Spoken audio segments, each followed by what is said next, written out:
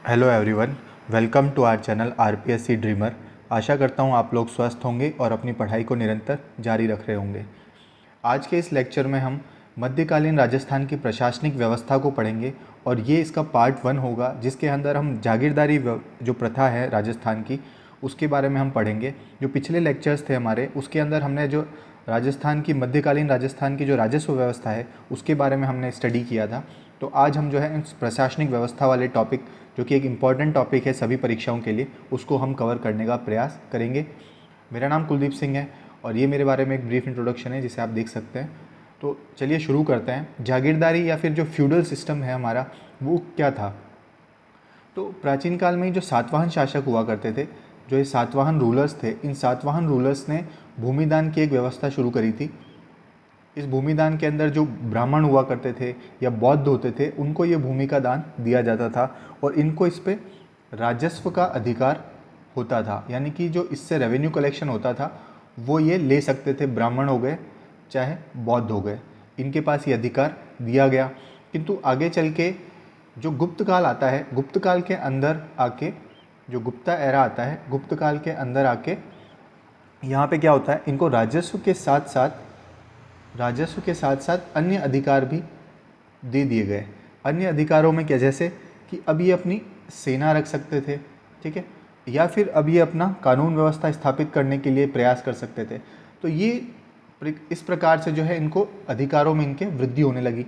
तो ये धीरे धीरे चल के आगे चल के क्या होता है कि ये सामंत व्यवस्था का रूप ले लेती है। ठीक है, सामंत यानी कि ये फ्यूडल, यानी कि जो जागीरदार हैं उनका अलग नाम जो है सामंत के रूप में भी आप इसको जान सकते हैं। ठीक है, और इन सामंतों को इनकी हैसियत के अनुसार, जो भी इनकी हैसियत थी उसके अनुसार जो है विभिन्न वर्गों के अंदर बांटा गया था। इन विभिन्न वर्गों के बारे में भी हम आगे चल के पढ़ेंगे कि इन सामंतों के जो विभिन्न वर्ग थे वो क्या क्या थे, उनके बारे में भी हम स्टडी करेंगे। तो आपको ये चीज़ समझ में आई होगी कि जो भूमिदान की व्यवस्था है वो सातवाहन शासकों ने शुरू करी। प्रारंभ में ये राजस्व अधिकार इनको दिए जाते थे, किंतु आगे चल के गुप्त काल के अंदर इनको क्या दिया जाने लगा, राजस्व के साथ साथ अन्य अधिकार भी इनको दिए जाने लगे। ठीक है, ये सारी चीज़ें होती है। इसके साथ साथ जो हर्ष का काल जो हुआ करता था, उस समय पूरे भारत के अंदर जो है विभिन्न सामंतों की श्रेणियाँ बनी हुई थी। ठीक है, अनेक अनेक सामंत जो है पूरे देश के अंदर थे। तो इस वजह से जो हर्ष का काल था ना, उसको सामंती काल भी कहा जाता है या फिर सामंती भारत भी उसको कहा जाता है। ये फैक्ट भी आप एक बार जो है अपने दिमाग में रखिएगा कि हर्ष के काल को क्या कहा जाता है, सामंती काल भी कहा जाता है। ठीक है, इसके अलावा जो हमारे कर्नल टॉड थे, कर्नल टॉड ने इसकी तुलना जो है जो ब्रिटिश फ्यूडल सिस्टम था, जो ब्रिटिश काल की जो सामंत व्यवस्था थी उससे करी है। किंतु ब्रिटिश काल की सामंत व्यवस्था और भारतीय सामंत व्यवस्था में एक अंतर है। जो ब्रिटिश काल की सामंत व्यवस्था थी उसके अंदर स्वामी और सेवक का रिलेशन था। राजा और जो सामंत थे इनके बीच में स्वामी सेवक का रिलेशन था। किंतु यहाँ पर जो है हमारे यहाँ भाई बंधु जो हुआ करते थे शासक के, उनको बनाया जाता था। यानी कि भाई बंधुओं को ही जो है सामंत बनाया जाता था। आगे चल के इसमें परिवर्तन आता है, आगे चल के कई सारे जो अधिकारी होते थे, जो प्रमुख पदाधिकारी होते थे, उनको भी जो है इसके अंदर स्थान दिया गया। ठीक है, तो ये चीज़ होती है। और उसके साथ साथ ये जो प्रणाली थी, भारत के अंदर जो प्रणाली थी, उसको कहा जाता था भाई बंधु कुल ठोक प्रणाली। ठीक है, कुल ठोक प्रणाली। ठीक है, इसका क्या अर्थ है, इसके बारे में अगर हम एक बार देखें तो जो विभिन्न जैसे आप देखोगे कि राजस्थान के अंदर विभिन्न राजा वगैरह हुए। ठीक है, अब इन राजाओं को क्या था, अपने राज्य में व्यवस्था बनाए रखनी थी। ठीक है, और व्यवस्था बनाए रखने के साथ साथ इनको जो है बाहरी आक्रमण से भी क्या करना था, अपने राज्य की सुरक्षा करनी थी। तो इनके जो भाई हुआ करते थे, भाई बंधु होते थे, छुट भाई होते थे, उनको क्या करते थे, इस पूरे राज्य के कुछ कुछ टुकड़े जो है उनको दे दिए जाते थे। ठीक है, और ये जो है जागीर कहलाते थे आगे चल के। और ये जो है इस प्रकार से जो है जागीरदारी व्यवस्था आगे चल के पनपती है। और इसके बाद जो है भाइयों के साथ साथ फिर सेना नायकों को भी देने लगे, और जो प्रमुख अधिकारी हुआ करते थे उनको भी जो है फिर ये राजा क्या करते थे, ये जागीर या फिर जो भूमि का टुकड़ा है ये आगे चल के दान में देने लग गए। ठीक है, सेवा के बदले। तो यानी कि ये जो राजा और जो सामंत थी, इनके बीच में रिश्ता कैसा था, भाई बंधु कुल ठोक प्रणाली के आधार पर था, ना कि स्वामी सेवक का। तो एक चीज़ याद रखनी है कि भाई जो ब्रिटेन के अंदर जो था वो स्वामी सेवक का था, लेकिन यहाँ पे क्या था, भाई बंधु कुल ठोक प्रणाली थी। ये राजा के समकक्ष थे, उनको विभिन्न मामलों में क्या करते थे, एडवाइस देते थे, सलाह भी दिया करते थे। ठीक है, तो ये सामंत जो हुआ करते थे, ये सामंत क्या करते थे, विभिन्न मामलों में क्या करते थे, सलाह देते थे। अब कौन कौन से मामले थे ऐसे, तो जैसे जो भी शासन संबंधी जितने भी कार्य होते थे उनके बारे में। ठीक है, इसके अलावा उत्तराधिकारी का जो चयन है वो भी कई बार सामंत जो है उन उसमें निर्णय लेते थे। उसके साथ साथ युद्ध की स्थिति में भी क्या करना चाहिए उसके संबंध में भी जो है सामंत सलाह इनको देते थे। ठीक है, तो ये कुछ चीज़ें थी जो सामंतों के द्वारा जो है किया जाता था इसके अंदर। और ये सामंत और ये जो किंग थे, ये आपस में क्या हुआ करते थे, ये आपस में एक दूसरे का क्या करते थे, आदर करते थे, सम्मान करते थे, और सम्मान सूचक शब्दों का भी चयन ये करते थे। जैसे जो शासक हुआ करता था उसको सभी लोग बाबजी के नाम से जानते थे, बाबजी कहते थे। और वहीं पे जो शासक था वो अपने सामंतों को क्या कहता था, वो उनको काका जी कहता था। ठीक है, ऐसे विभिन्न जो आदर सूचक शब्द थे उन शब्दों का चयन इसमें किया जाता था, उनका प्रयोग इसमें किया जाता था। किंतु आगे चल के जब मुग़ल इन्फ्लुएंस कैसा रहा, मुग़लों का क्या प्रभाव आया इसके अंदर, उसके बारे में अगर हम देखें तो मुग़ल काल में ये जो सामंती व्यवस्था है इसके अंदर आया परिवर्तन।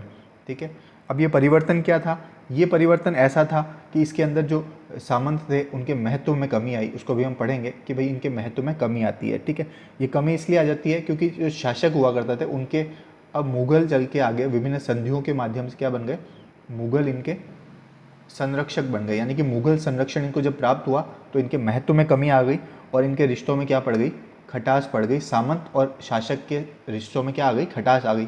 ठीक है, तो ये सारी चीज़ें हो जाती है। तो इस वजह से क्या हुआ, यानी कि ऐसे क्या क्या कारण थे, तो मुग़लों के द्वारा जैसे आप देखेंगे अकबर के द्वारा जो है एक टीका प्रणाली चलाई गई। ठीक है, इसको हम कहते हैं टीका प्रथा के नाम से जाना जाता है। तो अकबर के द्वारा एक टीका प्रथा चलाई गई, तो जो कि उत्तराधिकारी के संबंध में जो पहले सलाह ली जा रही थी इन सामंतों से, वो अब अकबर के द्वारा जो टीका लगाया जाता था उसके आधार पर ही फिर किसी का उत्तराधिकारी का चयन होता था। तो उसके महत्व में काफ़ी हद तक कमी आ गई। तो धीरे धीरे जो है इनके महत्व को काफ़ी हद तक नज़रअंदाज कर दिया गया और आगे चल के ये जो है सामंत काफ़ी हद तक जो है राजा से कटाव महसूस करने लग गए। ठीक है, ये सारी चीज़ें होती है। तो ये कुछ इंपॉर्टेंट इंट्रोडक्शन था हमारे इसके अंदर। उसके बाद हम बात करते हैं जागीरदारी शुल्क की। जागीरदारी शुल्क क्या था, या फिर इसको हम बात कर सकते हैं उत्तराधिकारी शुल्क। ठीक है, यानी कि जो शासक हुआ करता था, शासक अपनी विभिन्न जो जागीर हुआ करती थी, मान लीजिए किसी जागीरदार की मृत्यु हो जाती थी, तो नए जागीरदार के चयन के समय जो है जो शुल्क लिया करता था, जो टैक्स लिया करता था, उस टैक्स को यह कहा जाता था उत्तराधिकारी शुल्क के नाम से जाना जाता था। और ये विभिन्न प्रकार के शुल्क हुआ करते थे, जिसमें एक तो था तलवार बंधाई कर। ठीक है, तलवार बंधाई कर, इसके अलावा इसमें एक नाम और था हुक्मनामा। हुक्मनामा भी इसके अंदर एक कर था। एक था कैद खालसा, ठीक है, या फिर एक था नजराना। ठीक है, ये तीन प्रकार के, ये जो ये चौथा कर है तलवार बंधाई कर, ये सारे के सारे कर जो है ये क्या हुआ करते थे, ये जो शासक था, शासक अपने जागीरदारों से वसूल करता था। और फिर जागीरदार अंततः कहाँ से वसूल करते थे, जागीरदार अपने जो किसान हुआ करते थे या फिर उस राज्य के जितने भी विषय होते थे उन लोगों से ये वसूल करते थे। तो सबसे पहले जो जोधपुर के जो शासक थे, जोधपुर के शासक थे मोटा राजा उदय सिंह। ठीक है, मोटा राजा उदय सिंह, इन्होंने सबसे पहले जो है पेशकशी नाम से ये कर जो है शुरू किया। ये उत्तराधिकारी शुल्क ही है, पेशकशी। इसको सबसे पहले प्रारंभ किसने किया, तो मोटा राजा उदय सिंह ने प्रारंभ किया इसको। और उसके साथ साथ जो दूसरे शासक थे अजीत सिंह, तो अजीत सिंह जो थे, अजीत सिंह ने क्या किया, अजीत सिंह ने तगीरात नामक जो शुल्क है, तगीरात नामक शुल्क जो है आगे चल के इनको लेना शुरू कर दिया इसके अंदर। ठीक है, तो तगीरात भी बेसिकली एक प्रकार से क्या था, तो तगीरात भी एक प्रकार का क्या था, उत्तराधिकारी शुल्क ही इसके अंदर हुआ करता था। ठीक है, और ये लगभग इसकी जो दर थी, ये दर लगभग कितनी थी, 1/7वां हिस्सा जो राजस्व का था वो इनको तलवार बंधाई या फिर जो ये कर था जागीरदारी शुल्क या उत्तराधिकारी शुल्क, इसके माध्यम से इनको देना पड़ता था। किंतु एक चीज़ इंपॉर्टेंट फैक्ट ये याद रखिए कि जैसलमेर एकमात्र ऐसी रियासत थी जहाँ पे कोई भी उत्तराधिकारी शुल्क नहीं लिया जाता था। ठीक है, यहाँ पर ये उत्तराधिकारी शुल्क जो है यहाँ पे नहीं लिया जा रहा है। ठीक है, तो ये इम्पॉर्टेंट एक जागीरदारी या उत्तराधिकारी शुल्क था जिसके बारे में हमने बात करी। उसके अलावा क्या और भी अन्य कर और थे, जैसे कि सबसे पहले आता है तगीरात। इसको आप ऐसे लिखते हैं तागी रात। तागीरात हुआ करता था एक अन्य कर। ठीक है, तागीरात के बारे में आपको पता ही है। मुत्सदी जो एक कर था, ये दोनों के दोनों कर क्या थे, दोनों के दोनों कर उत्तराधिकारी शुल्क से संबंधित ही कर थे हमारे, ठीक है। तो ये जिसके बारे में अभी हमने बात करी, मुत्सद्दी भी एक नया नाम है। तो एक प्रकार से करों की श्रेणी है, इससे वैसे कोई एक्सप्लिसिट सवाल नहीं पूछा जाएगा, किंतु आपको इन करों के नाम याद होने चाहिए कि ये किस प्रकार का कर है। और इसके अलावा जो सबसे इम्पोर्टेंट कर आता है वो आता है न्यौत। ये न्यौत का होता था। तो ये जो शासक हुआ करता था, शासक के नीचे विभिन्न जागीरें हुआ करती थी, इसकी जो राजकुमारी थी, उस राजकुमारी का जो विवाह जब होता था, विवाह के अवसर पर ये कर जो है जागीरदारों से, इन जागीरदारों से क्या किया जाता था, वसूल किया जाता था, ठीक है। और इसी को क्या कहा जाता था, न्यौत कर के नाम से जाना जाता था, या न्यौत इसको कहा जाता था, ठीक है। अब एक चीज़ और याद रखिए कि ये जागीरदारों से तो ये कर लिया जा रहा है, मान लीजिए शासक है, ये इन जागीरदारों से ये कर ले रहा है, और इसके अलावा ये जो विभिन्न किसान हैं उनसे ये जागीरदार जो कर वसूल करेंगे उसका क्या नाम है, तो उसका नाम है चंवरी कर, ठीक है। तो चंवरी कर, यानी कि एक चीज़ आप ये याद रखिए, जब ये शासक की राजकुमारी का विवाह होता है तो यहाँ से जो कर लिया जाता है उसको न्यौत कहा जाता है, किंतु इन किसानों की जब पुत्री का विवाह या बच्चों का विवाह होता है तो उनसे जो कर लिया जाता था उसको क्या कहा जाता था, चंवरी कर कहा जाता था, ठीक है। तो ये दोनों चीज़ें हैं, इसमें कन्फ्यूज़ नहीं होना है हमको, ठीक है। एक ये चीज़ हो गई। उसके बाद हम बात करते हैं इसके अंदर, तो ये जो न्यौत कर था, ये लगभग जो भी जागीरदार की जो वार्षिक आय हुआ करती थी, उस वार्षिक आय का 1/10वां हिस्सा था, ठीक है, 1/10 पार्ट था। इसलिए इसको जो है दशोद के नाम से भी जाना जाता था, ठीक है। ये भी इम्पोर्टेंट है। दशोद क्या था, तो दशोद न्यौत को ही कहा जाता था, क्योंकि ये जो जागीरदार की जो वार्षिक आय है 1/10, उसका 1/10वां हिस्सा ही हुआ करता था, ठीक है। तो ये चीज़ हो गई हमारे यहाँ, ठीक है। उसके बाद आती है कुछ और इम्पोर्टेंट कर, जिसमें आती है बराड़। बराड़ एक प्रकार का कर है, उसमें भी विभिन्न प्रकार की बराड़ होती थी, जैसे मैं बताता हूँ आपको। सबसे पहले आती थी गनीम बराड़, इसको युद्ध के समय लिया जाता था। फिर आती है घरगुंती बराड़, यानी कि ये जब घर निर्माण, गृह निर्माण होता था उस समय लिया जाता था। उसके बाद आता हल बराड़, यानी कृषि संबंधी जो कार्य किए जाते थे उस समय ये क्या लिया जाता था, हल बराड़ लिया जाता था, ठीक है। ये तीनों चीज़ें हो गई आपको। आई होप ये अंडरस्टैंड, आपको चीज़ें समझ में आई होगी। गनीम बराड़ के बारे में आप एक बार याद रखिएगा। गनीम बराड़ एक प्रकार से क्या है, युद्ध पर जो लिया गया है, क्योंकि इन दोनों को तो नाम से आप समझ जाएंगे। गनीम बराड़ क्या है, युद्ध के अंदर, ये मुख्यतः मेवाड़ के अंदर ये प्रचलित था, ठीक है। ये दोनों चीज़ें हो गई। उसके अलावा आती है एक और इम्पॉर्टेंट चीज़। अब इसके बाद हम चलते हैं आगे। बीकानेर के अंदर भी विभिन्न प्रकार के जो शुल्क लिए जाते थे, जैसे धुआं भांज लिया जाता था। धुआं भांज किस लिए लिया जाता था, ये गृह निर्माण के समय लिया जाता था। रुखवाली रक्षा से संबंधित है। हबीब जो है, या फिर हबूब के नाम से जाना जाता है, ये भी एक प्रकार से क्या है, विविध प्रकार का जो शुल्क है उसको कहा जाता है, ठीक है। इसके अलावा महाराजा सूरज सिंह जो थे, सूरज सिंह, इन्होंने घोड़ा रेख नामक कर जो है ये भी वसूल करना शुरू किया। तो ये इतना इंपॉर्टेंट नहीं है, किंतु आपको एक दो तीन कर इंपॉर्टेंटली सबसे ज़्यादा याद रखने हैं आपको। सबसे बड़ा है इसमें गनीम बराड़। इसके अलावा ये जो न्यौत है, न्यौत संबंधी भी आपको याद इसमें रखना है, ठीक है। तो ये इंपॉर्टेंट चीज़ें हो गई। उसके बाद आता है जागीर रेख। ये रेख क्या होता है, तो ये मान लीजिए कि भाई जो वार्षिक अनुमान थी, जो मान लीजिए ये जागीरदारी है, एक जागीर है, इस जागीर के अंदर जो जितनी भी उपज होती थी, तो एक वर्ष में जितनी भी उपज होती थी उसका लगभग एक मोटा मोटा अनुमान था ये, ठीक है। मान लीजिए एक जागीरदार के पास ये टोटल जितनी भी उपज हो रही है उस एक वर्ष के अंदर, उस वार्षिक अनुमान को ही क्या कहा जाता है, उपज के रेक कहा जाता है, ठीक है। और इस रेक के ऊपर भी क्या था, विभिन्न प्रकार से कर लगते थे, ठीक है। और ये एक प्रकार से निर्धारण हुआ करता था कि उसका सैनिक बल कितना है, ठीक है। ये उसके अनुपात के अनुसार होती थी, यानी कि जिसके यहाँ पे उपज ज़्यादा थी उसका ऐसा माना जाता था कि एक सैनिक जो बल है उसका क्या है, अत्यधिक है या फिर अधिक है, ठीक है। ये चीज़ हुआ करती थी, ठीक है। तो ये आपको ये चीज़ समझ में आई होगी। अब इसके अंदर क्या था कि विभिन्न प्रकार की जो रेख है, उस रेख में सबसे पहले आती है पट्टा रेख और भरतू रेख। इन दोनों के बारे में समझिए। सबसे पहले बात करते हैं पट्टा रेख क्या होता था। तो पट्टा रेख क्या था, एक अनुमानित वार्षिक आय है इसकी, ठीक है, जो एनुअल एस्टिमेट है या फिर वार्षिक आय है, ठीक है, जो क्या करता था, जिसका जागीरदारी के जो पट्टे हुआ करते थे। अब ये जागीरदारी पट्टे क्या थे, तो जागीरदारी पट्टे वो थे जो कि शासक जब जागीरदार को जो भी जागीर भेंट कर रहा है या फिर दे रहा है तो उस समय एक पट्टा जारी करता था। उस जागीर पट्टा कहते थे उसको। उस पट्टे के अंदर जब इसका उल्लेख किया जाता था उसको पट्टा रेख कहा जाता था, ठीक है। तो पट्टा रेख क्या था, एक प्रकार से जिसका जागीरदारी के अंदर या फिर जो जागीर पट्टा है हमारा, जागीरदारी का जो पट्टा है उसके अंदर क्या है, उसका उल्लेख है, उसको मेंशन किया गया है, तो उसको क्या कहा जाता था, पट्टा रेख कहा जाता था। दूसरा आता था भर्तु रेख। तो भर्तु रेख क्या होता था, भर्तु रेख होता था पट्टा रेख के आधार पर, जब मान लीजिए आपका जो पट्टा रेख है, इसके आधार पर आप राज्य में के जो खजाना है आपका, एक जो राज्य का खजाना है, उसके अंदर आप जो अमाउंट जमा करवाते हो, ठीक है, वो जो पैसे आप जमा करवा रहे हो, उस जमा का जो हिसाब किताब है वो ये भर्तु रेख में होता था, या फिर भर्तु रेख जो है वही चीज़ होती थी, कितना आप इस राज्य का जो आपका जमा है या फिर जो राज्य का खजाना है उसके अंदर आप कितना जमा कर रहे हो।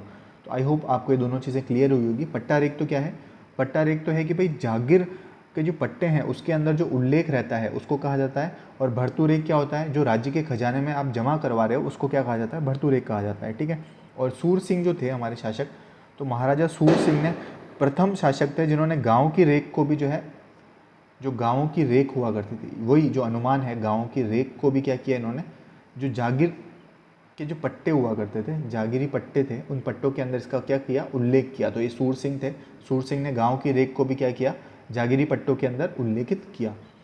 अब आप कह रहे होंगे सर बहुत सारा कंटेंट जो है इसमें आप लिखवा नहीं रहो, तो मैं आपको एक चीज़ बताना चाहता हूँ कि बहुत सारा कंटेंट जो है पीपीटी के माध्यम से पॉसिबल नहीं हो पाता है, किंतु अगर आपको इसके जो नोट्स वगैरह या फिर कुछ भी अवेलेबल करवाना हो तो आप मेरे को जो है बता दीजिएगा कमेंट सेक्शन के अंदर, मैं आपको टेलीग्राम चैनल पे उपलब्ध करवा दूंगा, ठीक है। उसके बाद हम बात करते हैं आगे, विजय सिंह जो शासक थे, विजय सिंह ने मतालबा नामक जो कर है वो भी रेख जो है शुरू किया था, ठीक है। तो इसके अंदर फैक्चुअल पोर्शन पे मत जाइए, जैसे कि 300 रुपये जो है, 1000 की जब आमदनी होती थी मान लीजिए जो जागीरदार की, उस पर 300 रुपये जो है ये रेख देना पड़ता था उसको, तो ये एक इम्पॉर्टेंट चीज़ इसके अंदर थी, ठीक है। अब जो सामंत थे ये सैनिक सेवा देते थे शासक को, ठीक है, जो शासक थे उसको सैनिक सेवा देते थे, इसको चाकरी के नाम से जाना जाता था, ठीक है, इसको क्या कहा जाता था, चाकरी कहा जाता था। और इस चाकरी को प्राप्त करने के लिए शासक जो है इनको खास रुका भेजता था, ठीक है। खास रुका एक प्रकार से आप मान सकते हैं कि इनविटेशन, एक प्रकार से वो इनविटेशन इनको भेजा जाता था, और उसके आधार पर फिर इनसे क्या लिया जाता था, सैनिक सेवा जो है क्या ली जाती थी, सैनिक सेवा इनसे ली जाती थी, ठीक है, ये चीज़ हो गई। उसके बाद आता है हमारे पास छठुंद। तो छठुंद के बारे में हमने पिछले लेक्चर्स में पढ़ा है, मेवाड़ के अंदर ये प्रचलित थी। तो जब 1/6 हिस्सा जो राजस्व का है वो जागीरदार किसको बेचता था, किंग शासक को बेचता था, उसी को क्या कहा जाता था, छठुंद के नाम से जाना जाता था, ठीक है। अब आता है कुछ सामंतों की श्रेणियां हैं, इसको आप क्विकली समझ लीजिए। सामंतों की श्रेणियां में जो मेवाड़ के अंदर सबसे पहले देखते हैं, तो मेवाड़ के अंदर सामंतों की 3 श्रेणियां हुआ करती थी मेवाड़ के अंदर। एक तो 16 के उमराव थे, ये प्रथम श्रेणी के उमराव हुआ करते थे। एक 32 के उमराव थे, और ये जो है गोल के उमराव थे, ठीक है। तो ये द्वितीय श्रेणी थी, सेकंड श्रेणी थी, और ये जो है अन्य थे, ठीक है। तो ये तीनों के तीनों क्या थे, मेवाड़ के अंदर थे। 16 के उमराव, 32 उमराव और गोल के उमराव है, और इसको जो है अमरशाही रेख भी कहा जाता था, ठीक है। अमरशाही रेख के नाम से भी इसको जाना जाता था, ठीक है। तो ये थे हमारे मेवाड़ के अंदर जो उमराव का वर्गीकरण है। उसके अलावा आता है मेवाड़, तो मारवाड़, मारवाड़ के अंदर जो है 4 श्रेणियाँ थी इसके अंदर, जिसमें सबसे पहले आते थे राजवी। तो राजवी कौन होते थे, जो भी राज परिवार था ना, राज परिवार के 3 पीढ़ी से जो निकट लग रहे हैं ना, उनको हम कहते थे राजवी। दूसरे आते थे सरदार, सरदार यानी कि जो राज परिवार के अतिरिक्त जितने भी हुआ करते थे उन्हें कहा जाता था। अगला आते थे मुत्सदी, मुत्सदी यानी कि जो अधिकारी या फिर जो जागीर प्राप्त व्यक्ति जो हैं उनको कहा जाता था, यानी कि जो अधिकारी हो गए या अन्य व्यक्ति जो हैं उनको कहा जाता था सरदार, यानी कि इन 3 पीढ़ी के अतिरिक्त जो भी हैं सरदार कहे जाते थे। और इसके अलावा आते थे गनायत, ठीक है। ये जो गनायत है ये क्या होते थे, ये बाहरी व्यक्ति होते थे, बाहर से आके जो है सेवा करते थे, तो इनको कहा जाता था गनायत, ठीक है। तो ये 4 श्रेणियाँ थी, यही डायरेक्ट आपसे पूछी जाती है इसके अंदर। उसके अलावा जयपुर के अंदर 12 कोटड़ी नामक जो है स्थायी जागीर की व्यवस्था शुरू करवाई गई थी। स्थायी जागीर थी ये, पृथ्वी सिंह के द्वारा अपने 12 पुत्र जो थे उन पुत्रों के नाम से जो है शुरू करवाई गई थी, ठीक है। तो इसके बारे में भी अपन ने पढ़ा।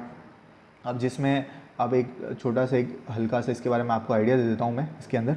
तो सबसे पहले जो प्रथम जो इसके अंदर थी, प्रथम कोठरी, वो क्या थी, राजावतों की थी, राजावत थे वो पहले थे। उसके बाद द्वितीय तृतीय बहुत सारे थे, 12 कोठरी थी।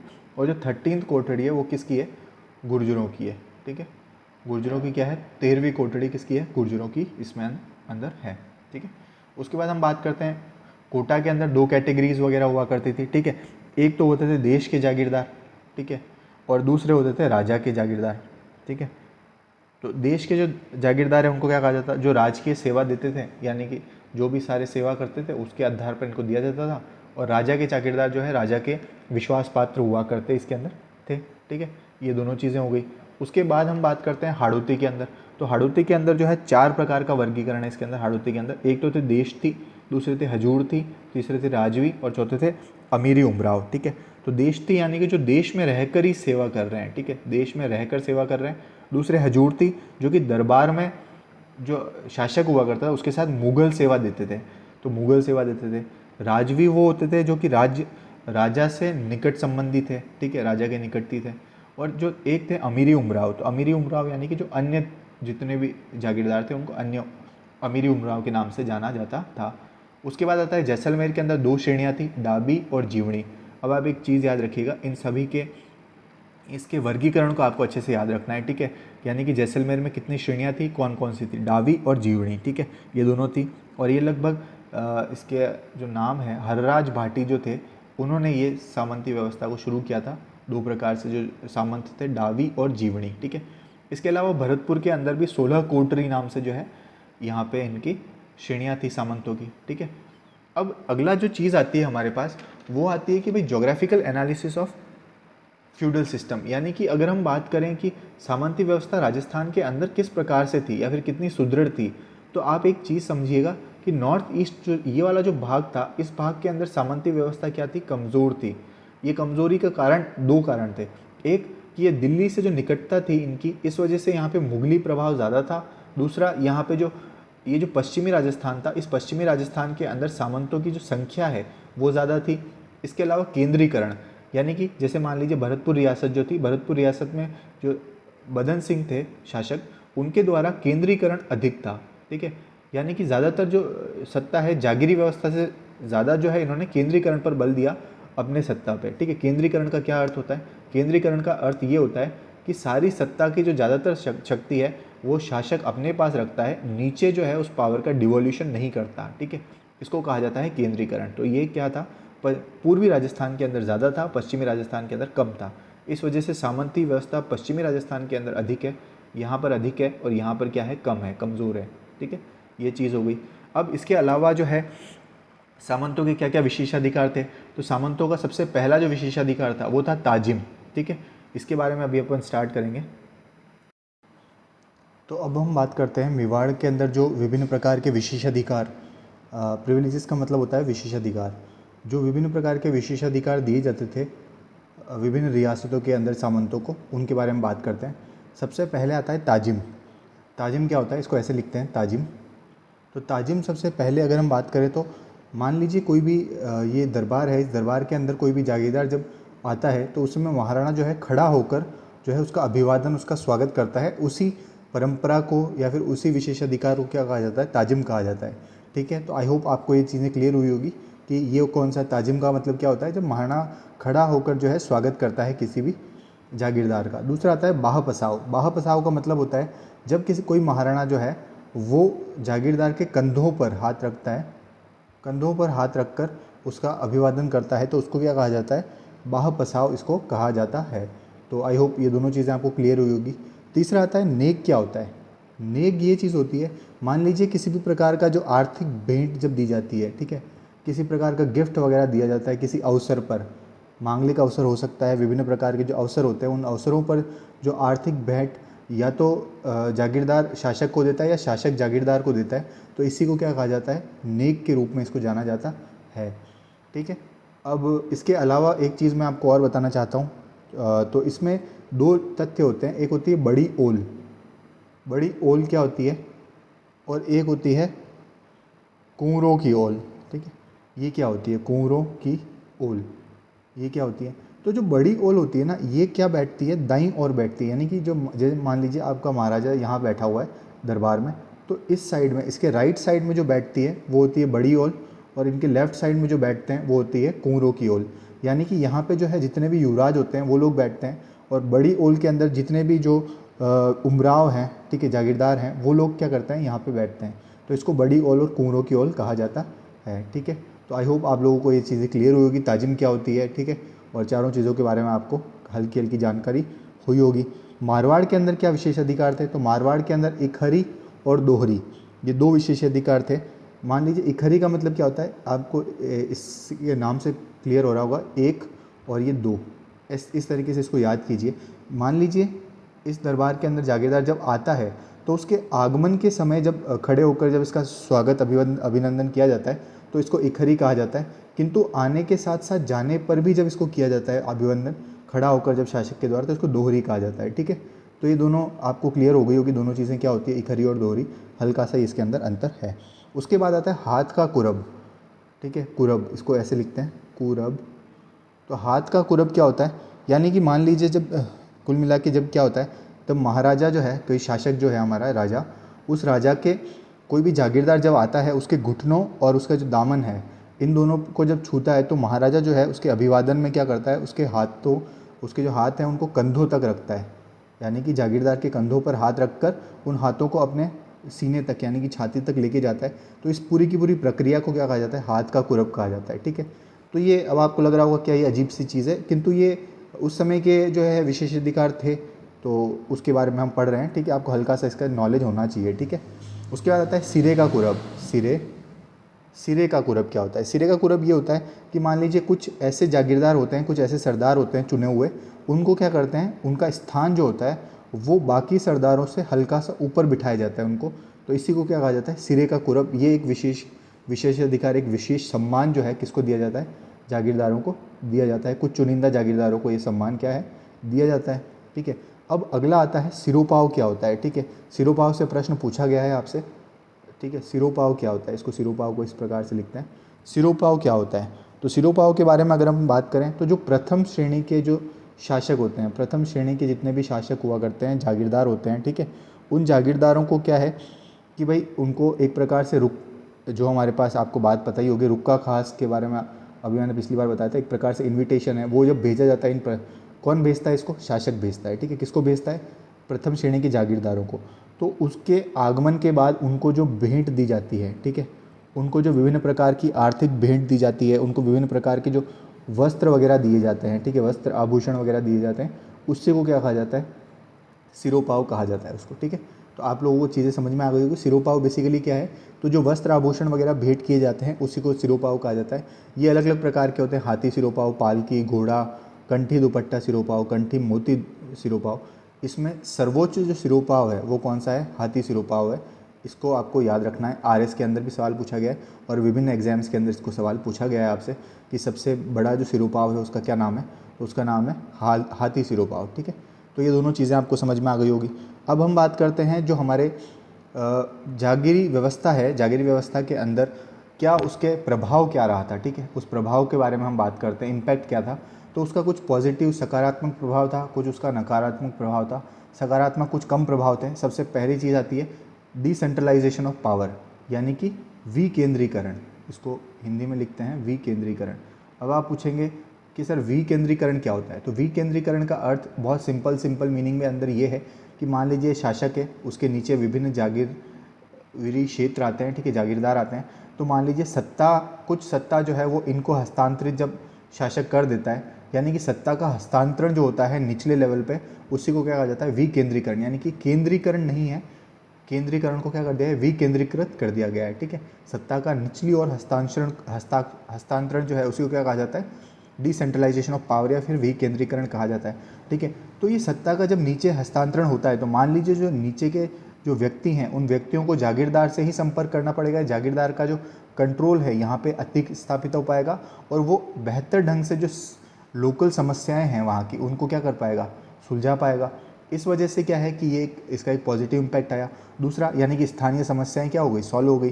ठीक है, उसके अलावा अब जिन जागीरदारों को ये सुरक्षा वगैरह या फिर जो जागीर दी गई थी, तो आपको एक चीज़ पता होगी, उससे क्या होगा, ये सेवा काल में क्या करेंगे, इनकी सेवा वगैरह करेंगे, शासक की, राजा की सेवा करेंगे ये लोग। ठीक है, कैसे, सैनिक सेवा भी करेंगे। ठीक है, यानी कि बाहरी आक्रमण से जो है राज्य की सुरक्षा का भी इससे सुनिश्चित होती है। ठीक है, जागीरी व्यवस्था से। उसके अलावा आय का साधन बनता है, क्योंकि विभिन्न कर वगैरह जो लगाए जाते हैं या फिर विभिन्न प्रकार के जो राजा जो है वो विभिन्न प्रकार के क्या करता है, इनसे टैक्स वसूल करता है, राजस्व वसूल करता है। उस प्रकार से क्या है, राज्य की आर्थिक स्थिति भी सुदृढ़ होती है। ठीक है, तो ये कुछ इसके पॉजिटिव इम्पैक्ट थे। लेकिन अगर इसके नेगेटिव इम्पैक्ट्स में देखें तो सबसे पहले ये बड़ा ही संकीर्ण सोच है ये। ठीक है, एक प्रकार से क्या है, ये संकीर्ण सोच है। संकीर्ण सोच कैसे है, संकीर्ण सोच का अर्थ ये है कि मान लीजिए ये क्या है, कूप मंडूक बन जाते हैं, कूप मंडूक बन जाते हैं। कूप मंडूक कैसे बनते हैं? मान लीजिए इनका जो है हर एक जागीरदार अपने आप में अलगाव की भावना को लेके आता है, अपने नीचे वाले सब्जेक्ट्स को जो है वो हमेशा से ही कंट्रोल करता है और बाहरी किसी भी जो हस्तक्षेप है उससे अपने आप को बचाने का प्रयास करता है। ठीक है, अब इसका सबसे बड़ा जो है नुकसान क्या होता है? इसका सबसे बड़ा नुकसान ये होता है कि यहाँ पर जो है किसी भी प्रकार का जो विकास कार्य है ना वो बाधित होते हैं। ठीक है, ना यहाँ पे सड़क का निर्माण जागीरदार के द्वारा किया जाता है। ठीक है, ना यहाँ पे यातायात साधनों का निर्माण किया जाता है, ना यहाँ पे किसी भी प्रकार की जो समस्या है उसको हल करने का प्रयास किया जाता है। तो ये एक बहुत बड़ा नुकसान है। इससे क्या होता है? कृषि में ह्रास होता है, एग्रीकल्चर डिग्रेडेशन होता है। आर्थिक शोषण, विभिन्न प्रकार के कर लगाकर जो है इनका आर्थिक शोषण किया जाता है। ठीक है, इससे क्या होता है? इन करों के माध्यम से आगे हम देखेंगे किसान आंदोलन। ठीक है, उस किसान आंदोलन में हमको एक चीज़ पता चलेगी कि इस किसान आंदोलन का जो मुख्य कारण था वो विभिन्न प्रकार के जो लाग बाग कर लगते थे उस वही कारण बना आगे चल के क्या इन आंदोलनों का। ठीक है, तो ये जो आंदोलन हुआ करते थे ये कहीं ना कहीं आर्थिक नुकसान भी उस क्षेत्र विशेष को पहुंचाते थे।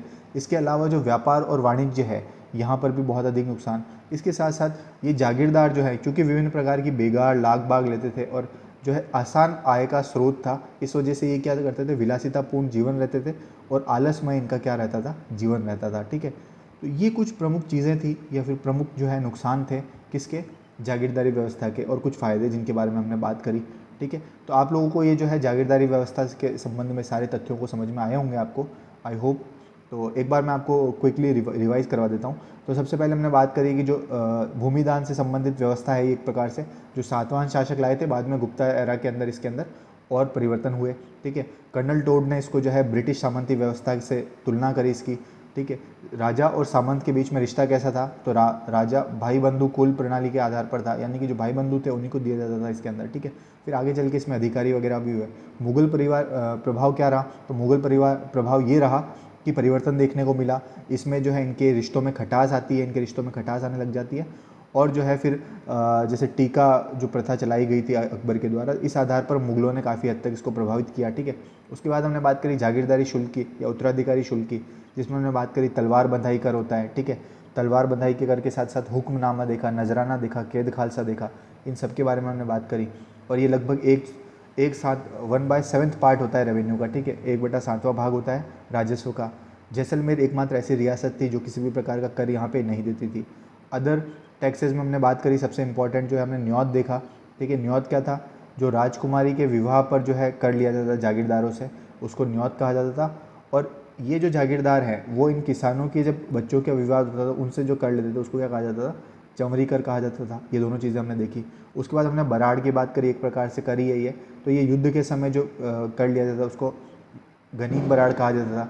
घर गुटी घर निर्माण के समय हल बराड़ कृषि संबंधी कार्यों के संबंध में लिया जाता था। ठीक है, उसके अलावा बीकानेर में भी धुआं भांच, रुखवाली, हबूब आदि सब के बारे में हमने बात करी। घोड़ा रेक के बारे में बात करी महाराजा सूरज सिंह के द्वारा। उसके बाद हमने बात करी रेक क्या होता था? तो रेक होता था जो किसी भी जागीर की जो जितनी भी उपज है उसका वार्षिक अनुमान जो है वही क्या कहलाता था? रेक कहलाता था। ठीक है, उसके आधार पर ही उसकी जो सैनिक कितनी उसकी सैनिक बल है उसका भी अनुमान लगाया जाता था। ठीक है, और उसमें हमने बात करी कि एक तो पट्टा रेक होता था मारवाड़ के अंदर और एक जो है भरतू रेक होता था। पट्टा रेक के अंदर हमने बात क्या करी थी कि जिनका जागीर पट्टों में उल्लेख है उनको पट्टा रेक कहा जाता था। और इन जागीर पट्टों के आधार पर जो राज्य का जो खजाना है उस खजाने के अंदर जो पैसा जमा करवाया जा रहा है उसको क्या कहा जाता था? भरतू रेक कहा जाता था। ठीक है, तो इन दोनों चीज़ों के बारे में अपन ने डिस्कस किया। ठीक है, उसके बाद हमने क्या बात करी? उसके बाद हमने बात करी महाराजा सूर सिंह जो थे हमारे। ठीक है, तो महाराजा सूर सिंह के संबंध में भी हमने एक चीज़ के बारे में देखा कि भाई महाराजा सूर सिंह ने जो गाँव की जो रेक थी, ठीक है, उसको भी क्या किया? इस जागीर रेक के अंदर क्या करवा दिया? शामिल करवा दिया। ठीक है, जागीर जो पट्टे थे उस पट्टे के अंदर इसको शामिल करवा दिया। ठीक है, मतालबा नामक जो है विजय सिंह ने जो है मतालबा नामक रेक जो है वसूल करना आरंभ किया। ठीक है, तो इसके बारे में हमने रेक संबंधी बात करी। तो अगर आपसे अगली बार कभी पूछा जाए कि रेक क्या होता है तो आई होप आपको जो है ये सारी चीज़ें बता सकते हो।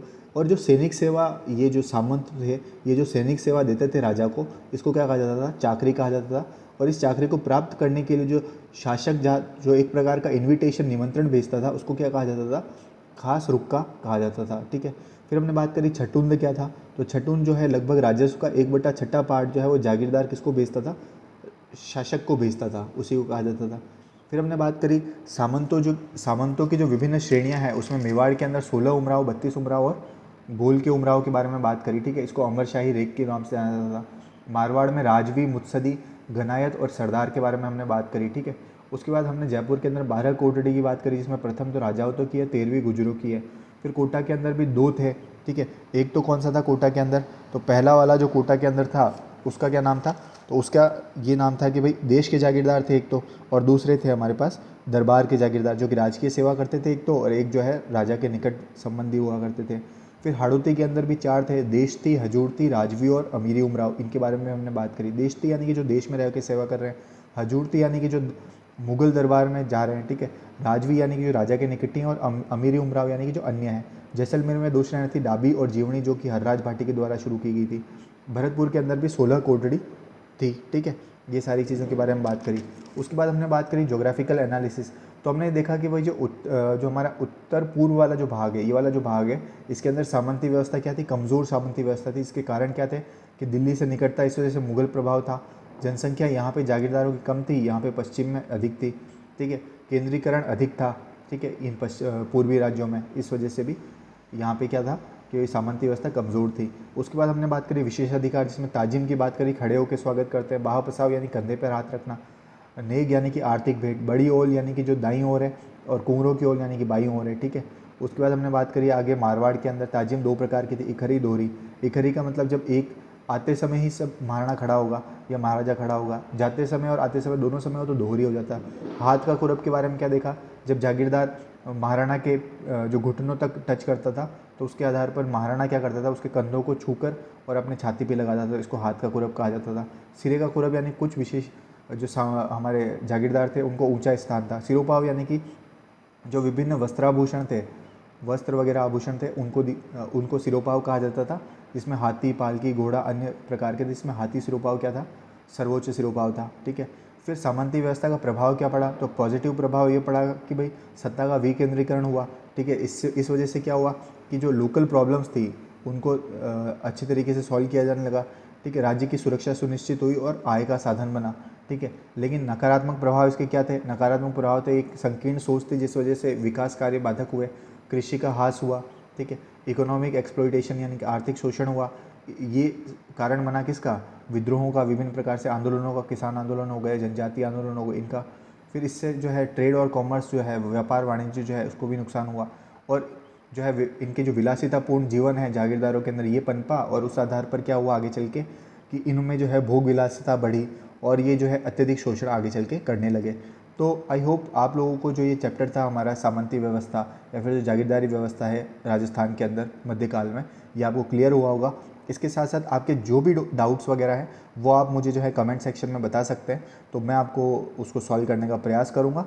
तब तक के लिए आप इस लेक्चर को एक बार और देख लीजिएगा, और आपकी अंडरस्टैंडिंग अच्छे से और बन पाएगी। तब तक के लिए धन्यवाद। आप लोग पढ़ते रहिए, निरंतर अपनी तैयारी को जारी रखिए, और फिर मिलते हैं हम, ठीक है। तब तक के लिए जय हिंद, राम राम।